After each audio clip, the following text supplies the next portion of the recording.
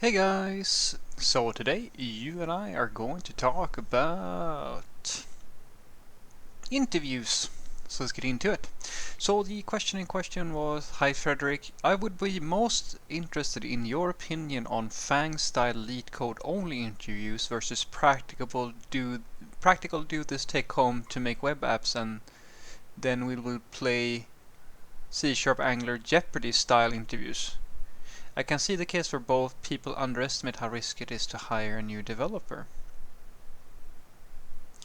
Okay, so what I'm sort of reading into this is you're talking about my opinions about having a lead code style or like a computer science data structure type of algorithmic exercise as a code test versus a practical one where you basically build a web application or something like that.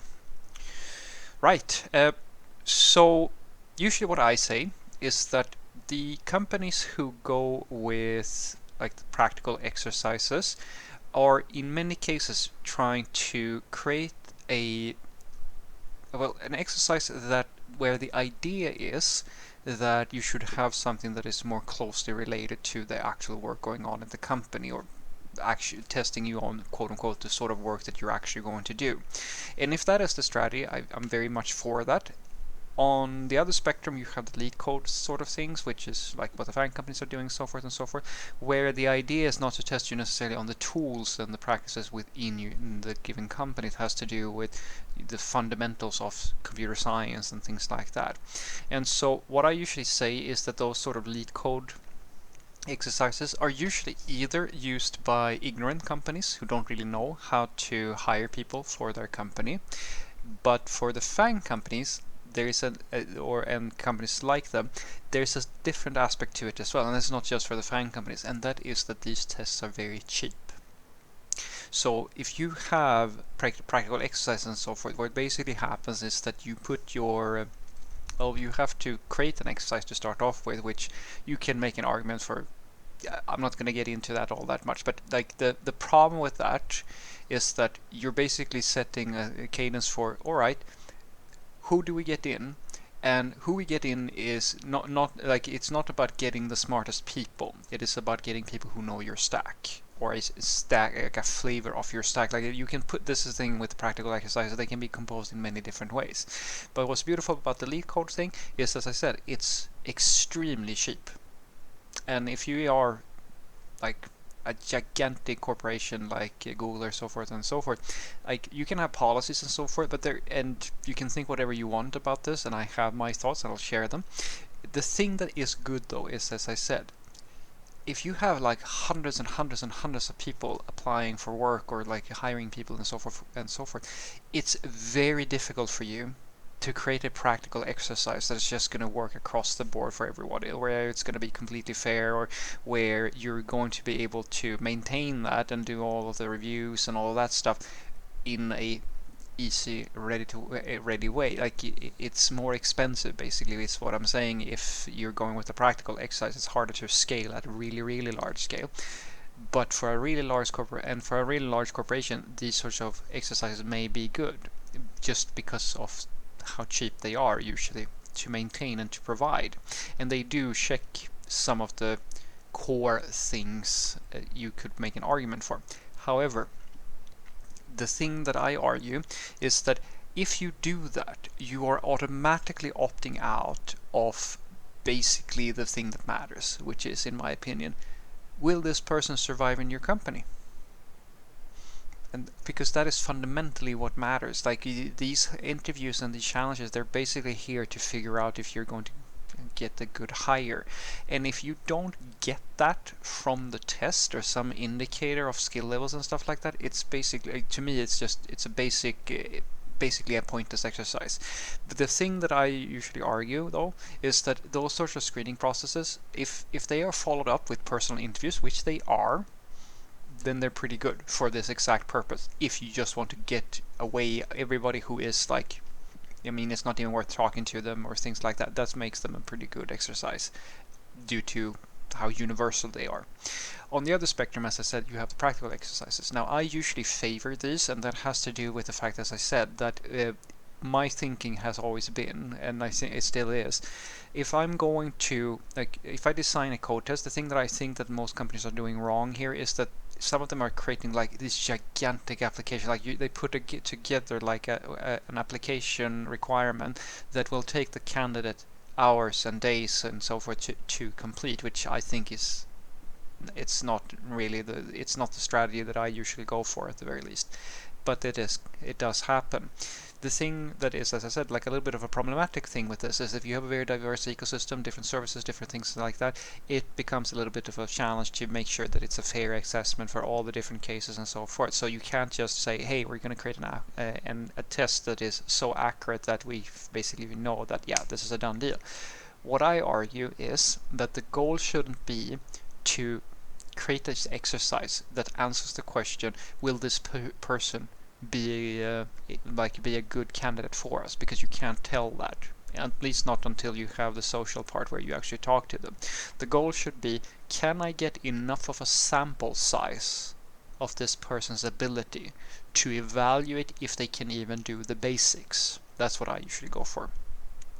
And so what that basically means is that if you create a test that where the intent is, like, it shouldn't take more than, say, an hour. Let's say an hour of thinking. I mean, even these computer science questions can take more than an hour depending on how good you are at these sorts of things, because it varies, right?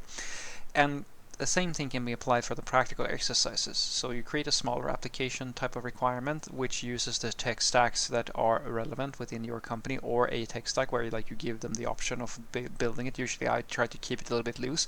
The only time I try to make it very specific is if there are specific tools where I know for a fact that if they don't know how to work with this specific set of tools or like these specific things, it's going to be hard for them to work in team A, B, and C, and so forth and so forth. And once you have established that, you can use it across even a really, really large organization in a fairly cheap manner, because in terms of cost, it's not that much more cost to you.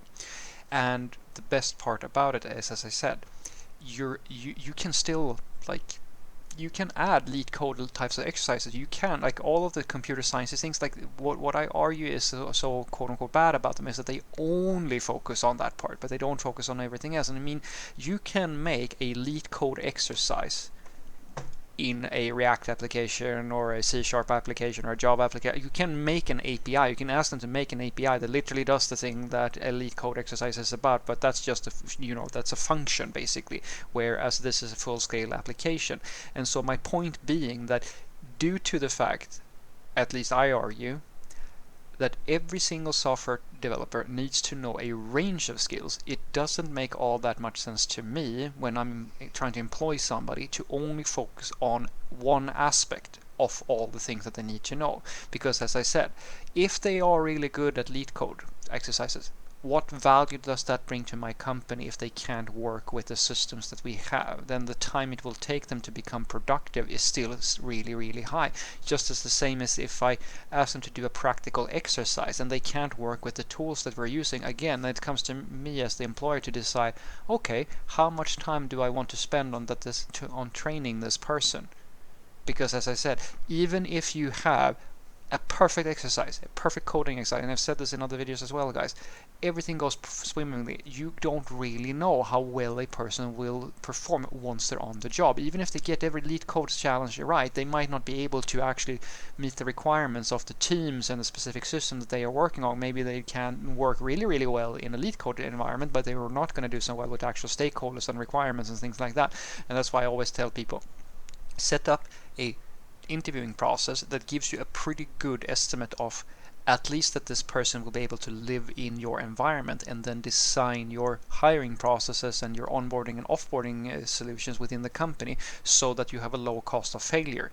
And when you do that, the cost of hiring somebody, giving them a real chance to thrive and do their thing, is very low, because even if it doesn't turn out well, you can still get another person in. If you really have a good company structure around onboarding and offboarding and things like that, it's better for you to try to get somebody who seems to fit the bill well enough than it is for you to try to basically create a system that is foolproof, where you're never ever going to get somebody who's not going to cut, who's not going to cut it. So what I want you to take away from this is that my thoughts on C# or like FANG type of lead coding things versus practical coding challenges is that it really comes down to what do you want to prioritize. So what I usually say is that my sweet spot is a practical exercise using tools that are the most relevant to your specific company, and within that you can create a very small challenge that still uses all the same tools. Like as I said, like you can create an API that does the Fibonacci algorithm or like whatever you might be doing in a lead code environment or graph theory or so forth, because it's an API with a function, and that gives you options of making sure that there are tests and these different types of things that can happen. Same thing for front end and so forth. It gives you an estimate of, can this person at the very least deal with the tools that you have, because if they can't, that's another slope. Like they're going to have to learn that, and that takes time as well. Just as if they can't actually produce like working software, which would be the case for lead code. So I think that the lead code exercises, they're a little bit too one-dimensional for me, but if they're followed up with interviews and things like that, they're a very cheap and efficient way to evaluate people, because at the very least you don't have to spend your time on someone who doesn't even know how to produce something. And many people, of course, don't do so well here, so they don't like it, etc., etc. I'm going to leave that to the side because everybody's different here. And so for me, the best thing you can do is to create a practical exercise that focus on the areas that you care about. Don't make it a really, really big test that takes hours and hours, because as I said, like you're just asking people to do more work than is necessary. Figure out how large is the minimum sample size that you need to see in terms of coding to know at the very least this person, once you get to the interview, that this person knows how to write software. This is not like some rando who doesn't really know what they're doing. That's not that difficult to compose a test for that, and then focus more on having really efficient onboarding and offboarding strategies within your company, because that way, at the very least, you will know that hiring someone is not as risky as it might be if you, as I said, they have different types of structures and so forth. And lastly, all I can say is, if you really want to have a better hiring process and so forth, or like you want to streamline things, in some cases it might be good to just switch the interview and the code test.